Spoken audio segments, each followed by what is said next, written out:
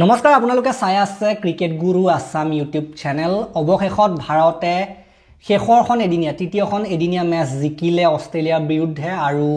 যথেষ্ট সুন্দৰ জয় আজি জিতু সাধাৰণতে বিচাৰি আছিল গোটেই ভাৰতীয় ক্ৰিকেট সমৰ্থকে যে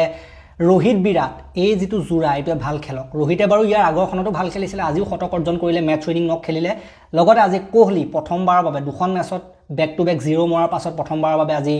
নিজৰ আকৌ আগৰ ফৰ্মত ঘূৰি অহা নিচিনা দেখুৱালে হেতু ভাল সংকেত ধুনিয়া কথা আমি এই দুজন প্লেয়াৰক 2027 চনৰ বিশ্বকাপলৈকে চাব বিচাৰো আৰু আজি তেওঁলোকে সকলোৰে আশা পূৰ্ণ কৰিছে এনেকুৱা সুন্দৰ এটা নক খেলি সুন্দৰ পাৰ্টনাৰশ্বিপ দুজনৰ মাজত হৈছে যেটো পাৰ্টনাৰশ্বিপ বিজয় সূচক আছিল এইখন জয়লাভ কৰাৰ ক্ষেত্ৰত সো অষ্ট্ৰেলিয়াৰ ভূমিত এওঁলোক দুজনে আৰু কেতিয়াও নেখেলে টি20 আৰু টেষ্টৰ পৰা এওঁলোকে অৱসৰ ললে আগতে এদিনীয়া ফৰ্মেটতে খেলি আছে বৰ্তমান সময়ত আন্তঃৰাষ্ট্ৰীয় আৰু 2027 চনৰ পাছলৈকে মানে ওয়াৰ্ল্ড কাপলৈকে প্ৰায় তেতিয়ালৈকে ভাৰতীয় ক্ৰিকেট টিমে অষ্ট্ৰেলিয়াত কোনো এদিনীয়া সিৰিজ নেখেলে মানে এইখন খেলেই আজি আছিল অষ্ট্ৰেলিয়াত বিৰাট আৰু ৰোহিতৰ শেষৰখন খেল অষ্ট্ৰেলিয়াৰ ভূমিত আৰু কোনো দিনা এই দুজনক দেখিবলৈ পোৱা নাযাব নতুন যুগ আৰম্ভ হৈছে নতুন মানুহ আহিব নতুন পুৰুষ আহিব ক্ৰিকেট আগবঢ়াই লৈ যাব কিন্তু আমাৰ ঐতিহ্য এনেদৰে ক্ৰিকেটৰ সদায় থাকিব আমাৰ স্মৃতিবিলাক এনেকৈ থাকিব বিৰাট আৰু ৰোহিতে অষ্ট্ৰেলিয়াত গৈ যেনেকুৱা ধৰণে খেলিছিলে যেনেকুৱা ধৰণৰ এটিটিউড দেখুৱাইছিল সেইবিলাক সকলোৱে মনত ৰাখিব সদায় আৰু আমি যদি আজি খেলখনৰ কথা ক'বলৈ যাওঁ আজি কেইটামান চেঞ্জো হৈছিল কুলদীপক আমি বিচাৰিছিলো টিমত কুলদীপ আহিলে প্ৰথম দুখনতে থাকিব লাগিছিল ইমান দেৰি কৰিব নালাগিছিল আৰু আমি দেখিবলৈ পালো প্ৰসিদ্ধ কৃষ্ণ আহিলে প্ৰথম কেখনৰ পৰা থাকিব লাগিছিল প্ৰথমৰ পৰা থাকিব লাগিছিল আজি যি সকল খেলাইছে এটো আজি একেবাৰে গুটেবোৰ শেষ হোৱাৰ পাছত একেবাৰে হৰাৰ পাছত আনি পেলাই কি লাভ হয় না যি কি নহওক আজি তেওঁলোকক আনিলে চেঞ্জ হৈছিল আজি গতিকে আজি তেওঁলোকে 236 ৰানহে কৰিবলৈ সক্ষম হৈছিল আজি বেছি ৰান কৰিবলৈ সক্ষম নহলে অষ্ট্ৰেলিয়া টিমটো অল আউট হৈ গ'ল 46.4 ওভাৰ অল উইকেট হৈ গৈছে তেওঁলোকৰ মাৰ্চে 41 দেন হেডে 29 শৰ্টে 30 সৰ্বাধিক কৰিছিল 56 ৰান মেট ৰেনছো এলেক্স কাৰিয়া 24 কোনোলিয়া 23 গতিকে সকলোৰে অৱদান আছে চাওক নেথনালি স্কুল এনেকুৱা ধৰণৰ স্কোৰ আমি দেখিবলৈ পাইছিলো সকলোৱে কিন্তু তেওঁলোকৰ অৱদান দিছে বাকি আমাৰ বোলিঙৰ কথা ক'বলৈ গ'লে সিৰাজে 5 ওভাৰ 24 ৰান দি এটা উইকেট ভাল বোলিং সিৰাজৰ ফালৰ পৰা ৰাণাই আজি 4টাকৈ উইকেট ললে ৰাণাৰ ফালৰ পৰা ভাল বোলিং দেখিবলৈ পোৱা গ'ল প্ৰসিদ্ধ কৃষ্ণে 52 ৰানত এটা প্ৰথম আহিছে কুলদীপে 10 ওভাৰ 50 ৰান দি এটা এওঁলোকে যদি প্ৰথমৰ পৰা খেলিল থাকিলেহেঁতেন তেতিয়া বেছি উইকেট ললেহেঁতেন আজি প্ৰথম আহিছেতো কথাটো বেলেগ হয় অলপ বাকি অক্সৰ পেটেল 6 ওভাৰ 18 ৰান দি এটা আৰু ৱাশ্বিংটন সুন্দৰ 10 ওভাৰ 44 ৰান দি দুটা এনেকুৱা ধৰণৰ আমি দেখিবলৈ পালো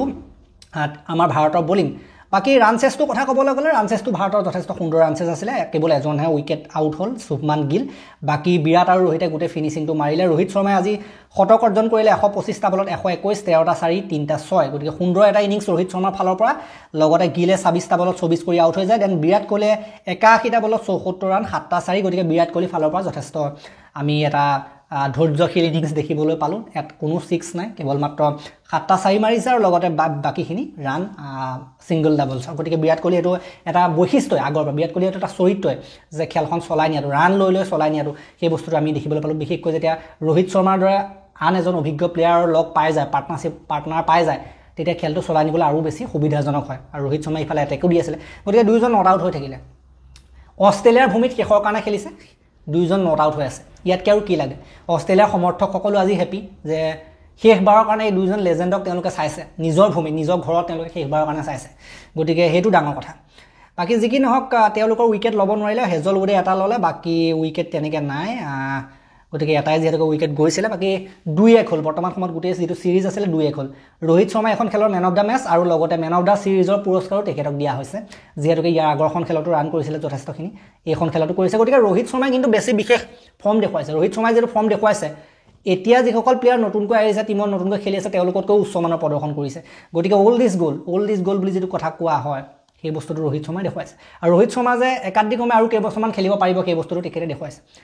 নাই কমেও ওয়াৰ্ল্ড কাপলৈকে যে থাকিব সেই বস্তুটো দেখুৱালে আজি বিৰাট কোহলিয়ে দেখুৱালে যে অলপ যদি টাইম দিয়া হয় তেখেতেও কিন্তু টিকি থাকিব পাৰিব 27 চনৰ ওয়াৰ্ল্ড কাপলৈকে 27 চনৰ ওয়াৰ্ল্ড কাপত যদি 27 চনৰ ওয়াৰ্ল্ড কাপটো যদি আমি জিকি ফাইনেল জিকি যদি ওয়াৰ্ল্ড কাপ ট্ৰফিটোৰ সৈতে দুইজনকে বিদায় দিব পাৰো তাতকৈ আৰু ডাঙৰ উপহাৰ একো হ'ব নোৱাৰে এই দুইজনৰ কেৰিয়াৰৰ কাৰণে এই দুইজনৰ কাৰণে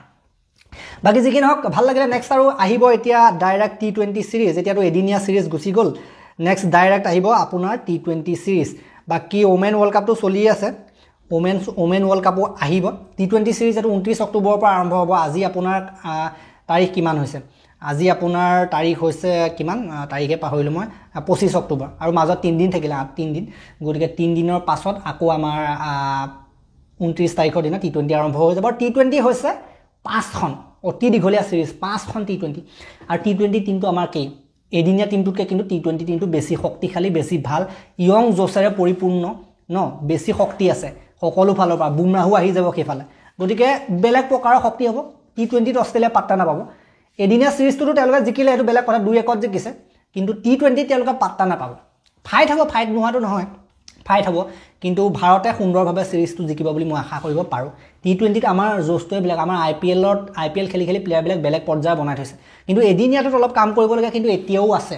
এদিনীয়া ক্ৰিকেটত কাম কৰিবলগীয়া এতিয়াও আছে টি20 পৰা লগালগ কিছুমান প্লেয়াৰ সোমাই পেলাই এদিনীয়া টিমত ভাল কৰিব পৰা নাই হেতু আমি দেখিছো যে এদিনীয়া টিমত বহুত প্লেয়াৰ ভাল কৰিব পৰা নাই অভিজ্ঞতা সম্পন্ন প্লেয়াৰ সকলে কিন্তু এদিনীয়াত ভাল কৰা দেখিবলৈ পাওঁ বহুত কমেই এনেকুৱা আমি দেখিবলৈ পাইছো এই হেউটিয়া সময় এই সিৰিজটোতে চাওক যিসকলে নতুনকৈ সোমাইছিল অতি কম প্লেয়াৰ এনেকুৱা যি ভাল কৰিলে নতুন সামৰ player main player main Rohit শৰ্মাৰ ওপৰতে কিন্তু নিৰ্ভৰ কৰি থাকিবলগীয়া হ'ল বেটিঙৰ যদি আমি কথা ক'বলৈ যাওঁ তেনেকুৱা হ'ল কেএল ৰাহুলৰ ওপৰত নিৰ্ভৰ ৰোহিত শৰ্মাৰ ওপৰত নিৰ্ভৰ এনেকুৱা কিছুমান বস্তু আমি দেখিবলৈ পালো এইটো সিৰিজৰ ক্ষেত্ৰত গতিকে এই দায়িত্ব ল'ব পৰা কথাটো অহা নাই আমাৰ ইয়ং প্লেয়াৰ বিলাকৰ ওপৰত এতিয়া যিসকলে খেলি আছে সেই বস্তুটো এদিনীয়াত বেলেগ টাইপত খেলা হয় ন সেই বস্তুটো আহিব লাহে আহিব এইবিলাক লাহে হৈ থাকিব অভিজ্ঞতা প্ৰাপ্ত কৰিব লাহে এইবিলাক হৈ থাকিব বাকি যিকি নহওক এই ভিডিঅটো মই ইমানটা সমাপ্ত কৰিম ভাল লাগিলে যদি লাইক কৰিব শ্বেয়াৰ কৰি দিব ওমেন্স ৱৰ্ল্ড কাপৰ ওপৰত মই ভিডিঅ' দিয়া নাই দিম লাহে দিম যেহেতু সেমিফাইনেল পাই গ'ল মই আপোনালোকক কৈছিলোঁ যে সেমিফাইনেল যেতিয়া পাব তেতিয়া ভিডিঅ' দিম এতিয়া আৰু ইমান কাম নাই বৰিং হাৰি আছে কাৰণে ভাল পোৱা নাছিলোঁ ভিডিঅ' দিয়া নাছিলোঁ তেতিয়া দিম আৰু এই ভিডিঅ'টো ইমানটা সমাপ্ত কৰি ভাল লাগিলে যদি লাইক কৰিব শ্বেয়াৰ কৰিব চেনেললৈ নতুনকৈ আহিছে যদি সাবস্ক্ৰাইব কৰি ঘণ্টাটো বাজি যাবলৈ নাপাব তেতিয়ালৈকে আৰু এটা নতুন ভিডিঅ' লৈ অনাৰ প্ৰতিশ্ৰুতি মই বিদায় মাগিছোঁ ধন্যবাদ